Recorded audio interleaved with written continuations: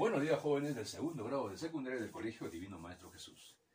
Quien les saluda, el profesor César Leiva Torres del curso de Razonamiento Verbal.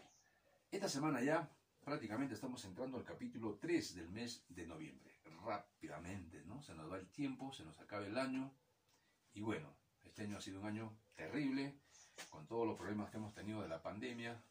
Y encima ahora los problemas políticos, ¿no?, que se dieron en nuestro país. Pero bueno, hay que seguir adelante, hay que darnos fuerza para lograr nuestros objetivos y nuestras metas. Muy bien, jóvenes, y esperando también que en casita ya estemos superando esta pandemia poco a poco, porque va a ser un proceso lento, no se da de la noche a la mañana. Mientras tanto, como siempre, tenemos que salir pues con todos los protocolos del caso, ¿no? La mascarilla, el protector facial, ¿no?, el alcohol y toda esa cosita que tenemos que llevar, siempre como prevención para que no podamos ser contagiados, ¿no?, por este virus, el COVID-19. Muy bien, jóvenes, vamos a desarrollar rápidamente la parte 2 de texto narrativo dentro de tipología de textos por la función comunicativa. Comenzamos rápidamente. Nuevamente, como un repaso, ¿no? ¿Qué es la tipología textual? Es la clasificación de los textos basados en ciertas características comunes, lo que permite diferenciar algunas cualidades que ayudan a mejorar la comprensión. Podemos clasificar los textos de evaluación según los siguientes criterios, ¿no? Por la función comunicativa clasificamos en textos narrativos, textos descriptivos, textos expositivos, textos argumentativos y textos dialogados. Por su temático contenido, textos literarios, científicos y filosóficos. Por la ubicación de la idea central, textos analíticos cuando la idea central se encuentra al inicio del texto, textos sintéticos cuando la idea central se encuentra al final del texto y textos encuadrados cuando la idea principal se encuentra al inicio y al final del texto a manera de conclusión. También tenemos los textos sintético-analíticos, ¿no?, cuando la idea central se encuentra en el cuerpo del texto o en la parte central del texto. Entonces aquí, como vemos, estamos clasificando los textos según los criterios que hemos visto, ¿no? Por la función comunicativa, por su temático contenido o por la ubicación de la idea central o principal. Es muy importante hacer un repaso para que así pueda fijar, pues, ¿no?, la idea en nuestras cabecitas. Muy bien, continuamos con el siguiente, con la parte 2, el texto narrativo. ¿Cómo se define un texto narrativo? Habíamos dicho que son aquellos que relatan hechos que le suceden a unos personajes en un contexto, lugar y tiempo determinado. Aquí tenemos la estructura de un texto narrativo. Estructura interna. Organiza los contenidos del texto. Primero, planteamiento. Presentación de personajes, ambientes, lugares, situación estable. Nudo. Se produce un conflicto. Al personaje se le plantean problemas. La situación inicial cambia y se vuelve inestable. Desenlace. Se resuelve el conflicto. Nueva situación estable. Puede haber moraleja, ¿no? Sí, siempre y cuando sea pues una fábula.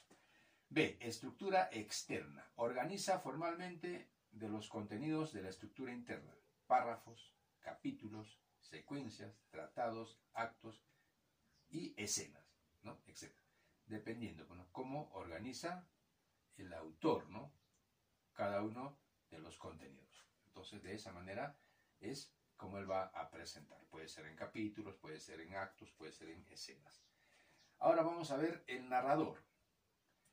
Hay narración desde fuera, es decir, ¿no?, desde la tercera persona en el texto. Tenemos al narrador omnisciente.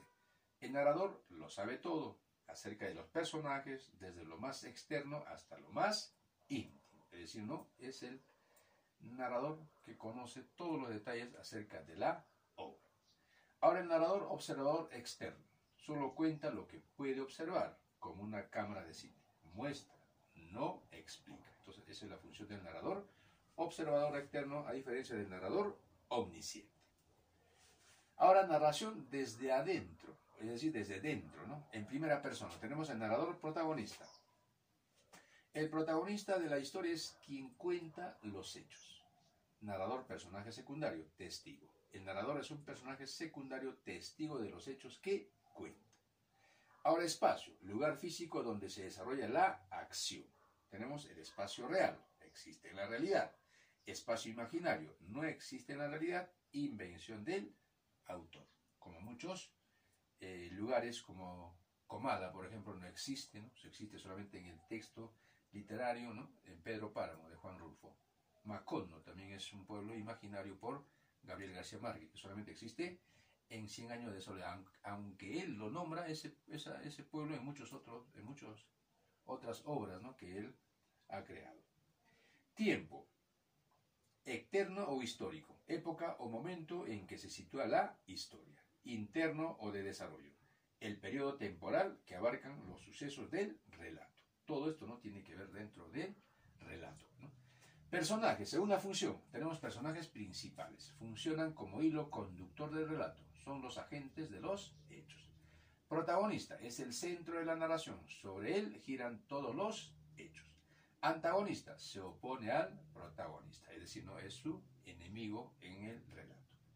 Personajes secundarios, acompañan a los protagonistas, ocupan menos espacio narrativo. Ahora, según la caracterización, tenemos personajes planos, no creados a partir de una idea o cualidad. No evolucionan, siempre se comportan igual.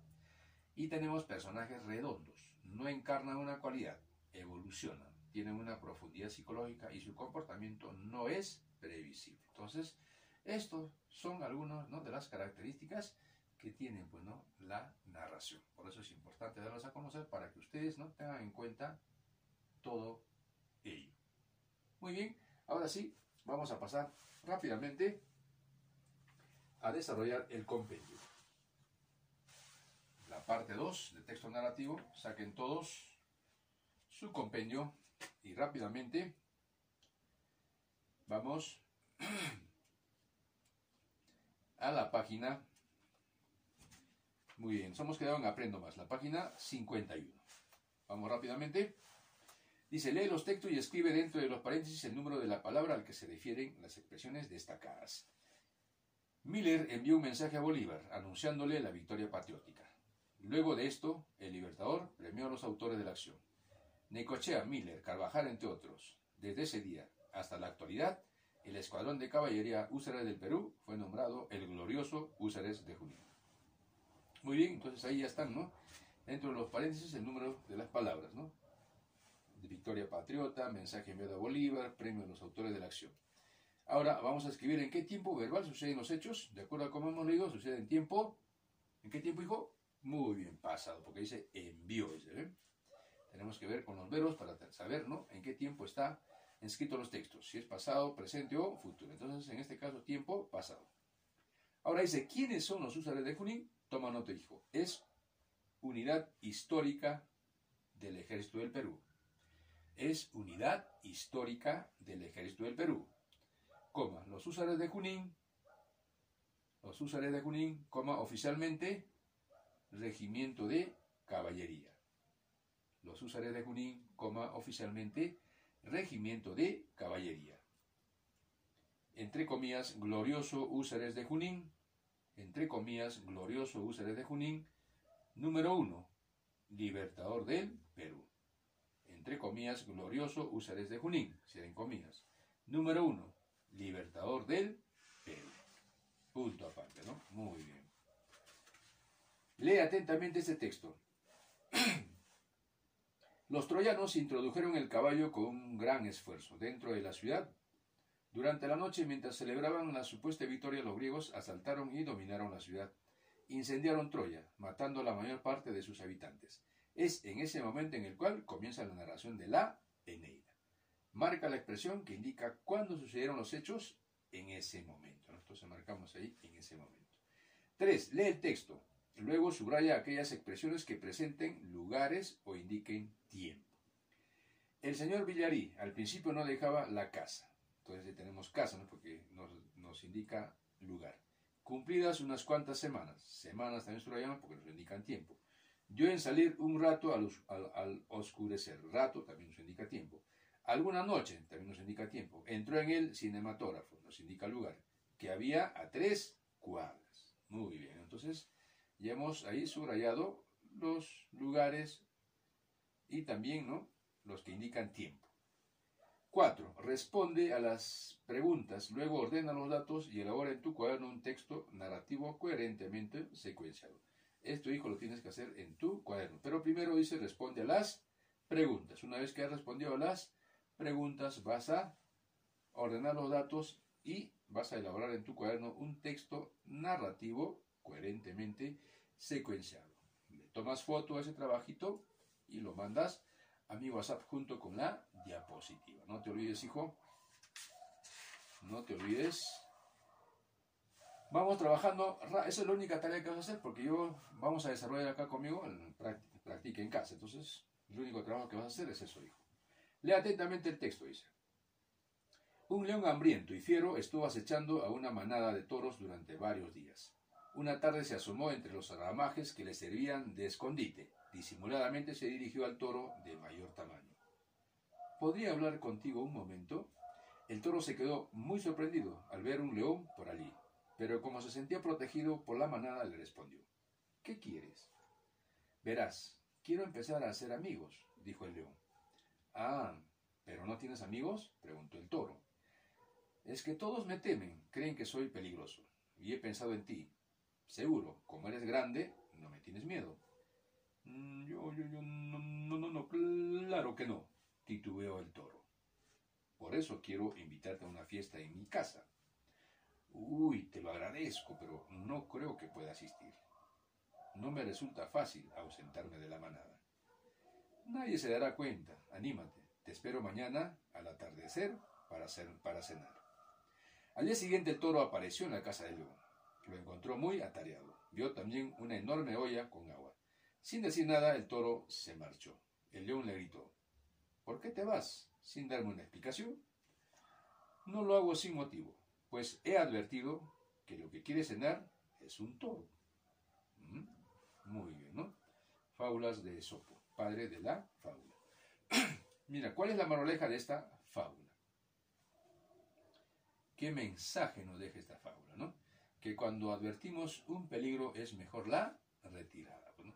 Ojo, que cuando advertimos un peligro es mejor la retirada. Eso sería, ¿no?, el mensaje. 2. Redacta de nuevo cada oración destacando en cada caso el elemento narrativo que se indica. Entonces vamos a volver a redactar la oración que está acá. ¿Ve? Por la noche fue rescatado el alpinista, perdido en la nieve. Entonces volvemos a escribir. Ahora dice el protagonista, ¿no? ¿Quién fue rescatado, perdido en la nieve por la noche? El alpinista. Entonces subrayamos, ¿no? O destacamos la palabra o las palabras el alpinista. Eso es lo que nos pide, ¿eh? Por eso dice, redacte de nuevo cada oración, destacando en cada caso el elemento narrativo que se indica. La siguiente oración. El obrero descubrió el tesoro en la catedral de Ayacucho al derribar una pared. Entonces volvemos a escribir acá. Y para poder ubicar, ¿no?, el circunstancial de lugar, hacemos la pregunta, ¿dónde el obrero descubrió el tesoro al derribar una pared? En la catedral de Ayacucho. Entonces, eso lo subrayamos o lo destacamos con un resaltador, ¿no? En la siguiente oración, la huelga de transporte comenzó a las 6 de la mañana del lunes. Acá nos pide tiempo, circunstancial de tiempo. Para buscar las circunstanciales de tiempo se hace la pregunta, ¿no?, ¿cuándo? Entonces ponemos en, ¿no?, ¿cuándo comenzó la huelga de transportes del lunes? A las 6 de la mañana. Entonces ponemos, subrayamos o destacamos a las 6 de la mañana porque nos indica el tiempo. Y por último, a las 4 de la madrugada ocurrió el terremoto. Preguntámonos, ¿qué ocurrió a las 4 de la mañana? El terremoto. Entonces, la acción, ¿no?, del terremoto ponemos ahí destacando justamente esa palabra. 3. Lee el siguiente texto y coloca la información relevante según el orden en el tiempo. Para consolidar la revolución, los comunistas necesitaban terminar la guerra que Rusia tenía con Alemania desde el año 1914. Así, el 3 de marzo de 1917 celebraron con las potencias alemanas el Tratado de Brest. El año 1922 había terminado la guerra interna y se había asegurado la revolución comunista. Entonces, en cada cuadro, nosotros, ¿qué cosa vamos a poner? La información relevante, ¿no? 1914 termina la guerra. 1917 se celebra con las potencias alemanes el Tratado de Brest. 1914, ¿no? 1917 se celebra con las potencias alemanas el Tratado de Brest. Y el año 1922 había terminado la guerra interna. Entonces, eso es lo que ponemos en cada cuadro, ¿no? El año 1922 había terminado la guerra interno. Muy bien, entonces, eso es lo que se ha resaltado de este pequeño fragmento, ¿no?, del texto. Pasamos al ejercicio 4. Ordena las siguientes oraciones y escribe con ellas un párrafo en tu cuaderno. Ojo, eso tienes que hacerlo en tu cuaderno. Yo lo voy a ordenar y una vez que está ordenado, tú pasas a tu cuadernito. Empezamos con el ordenamiento. Primero dice, los lobos son protagonistas de diversos cuentos, leyendas y novelas. Ponemos uno ahí, en ese cuadrito. Luego, pero no todas las obras presentan la misma visión del lobo. Ponemos el 2 ahí. Por ejemplo, dice, en la Caperucita Roja el lobo es un animal muy malo. Ponemos el 3 ahí. Y 4. En cambio, en el libro de la selva, los lobos son seres nobles y justos. Entonces, de esa manera ya tienes, ¿no?, ordenado las oraciones y solamente lo vas a pasar a tu cuadernito. Muy bien. También otro trabajo que vas a hacer va a ser el siguiente. Observa con atención estos dibujos. Luego en tu cuaderno escribe la historia en 3 momentos. Primero, después y al final.